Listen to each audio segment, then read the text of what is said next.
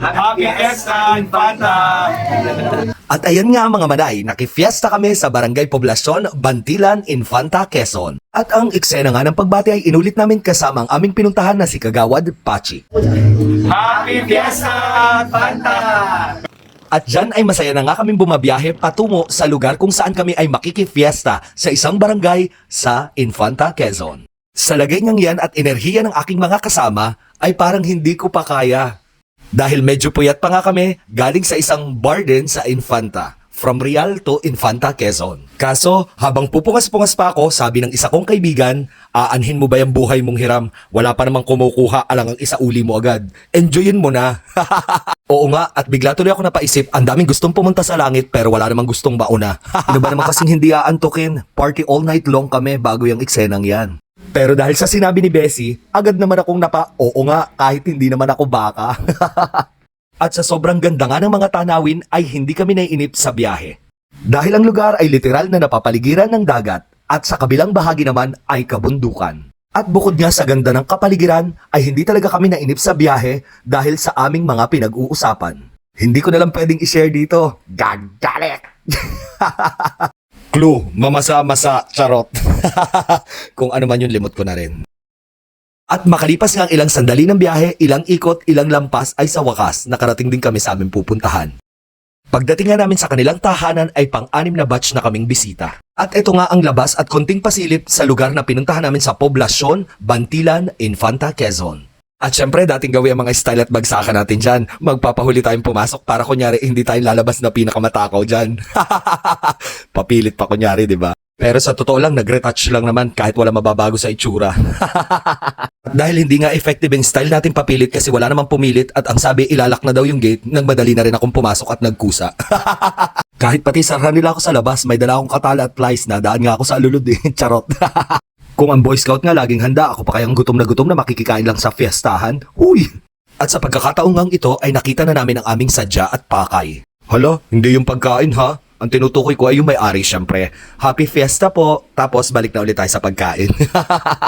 At sa tunay nga lang, sa panahon ngayon napakasarap pa rin mamiesta. Sa mga nayon, linang at probinsya dahil damang-dama mo ang mainit na pagtanggap nila pagdating sa bisita. Happy Fiesta Infanta! Bukod nga sa mainit na pagtanggap nila ng bisita, grabe ang sasarap ng mga foods kasi nga lutong bahay talaga ang matitikman natin. Meron diyang kaldereta, may kinulob na chicken, merong bopis, may sinantulan, ice cream, leche plan, pasabaw na lasang bulalon, napakasarap at kung ano-ano pa. Kaya pag natikman nyo yan nakaitim, napakayami talaga. Huy! At dyan ay nagsisimula na nga akong lumapang.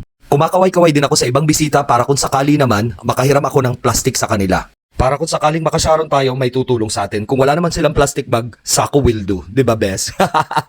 At dyan ay nag-uusap-usap nga kami na sa wakas nakagawa na naman kami ng tamang desisyon sa buhay, ang hindi mag-almusal at tanghalian sa bahay. At habang kumukuha pa nga ng foods, palinga-linga ako at patingin-tingin sa paligid. Kasi baka mamaya pag usungan akong buhatin palabas at baka sabihin nila, sorry po sir, closing time na. At sa wakas, makalipas ang 3 sakong bigas, 3 araw, natapos din akong kumain. At sa tagal ngang panahon ay ngayon lang ulit ako nakakita ng apple mango. Actually, mga batang 90s alam na alam yan. Yan yung klase ng mangga na may pagka-mansanas. Hindi lamang sa itsura, pati sa lasa. Lalo kapag medyo hinog na, pati yung shape niya. Way back then kasi medyo iba-iba pa talaga ang panahon. Sobrang dami mga tanim na puno at normal lang kami namimitas ng bayabas, atis, mangga, even apple mango nakakakita kami noon at napaka-normal. So ngayon medyo bihira na. At ngayon lang ulit ako nakakita kaya ako'y na-amaze. Yung saging lang pala ang gusto. Huy! Isaging challenge na lang natin. At dyan ay inabot na naman kami ng kakulitan.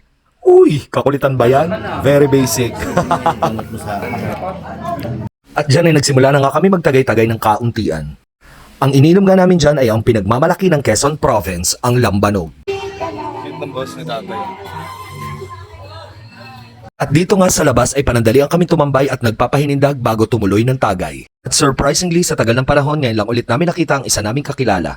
At dahil hindi na medyo busy si Kagawad Pachi, ay kaharap na namin sa tagayan. At ayan nga kung ano-ano naman mga hinahain nila na kung tutusin ang lahat ay paborito ko kasi Pinoy foods. At sa pagkakataong ngang ito ay kaharap na rin namin ang ibang bisita. Ayan, Kagawad Pachi, family and friends. If you're watching, thank you so much for your warm acceptance. Sa masarap na foods, happy fiesta ulit sa inyo. At sa mga oras ngang yan ay nagpaalam na kami at nagpasalamat. Dahil pagkatapos niyan mismo, diretso na kami pauwi ng Lucena City. And thank you so much din kay Bayong kasi sa kanya kami tumuloy at siyang pinuntahan namin sa Real Quezon. At ayan, dahil bundat na tayo, may dahilan na tayo para umuwi. Charot lang. At ayan, pauwi na nga kami sa parting yan dahil diretso na nga kami ng Lucena City. At ayan mga manay, usli na naman ang kwan ay babayu!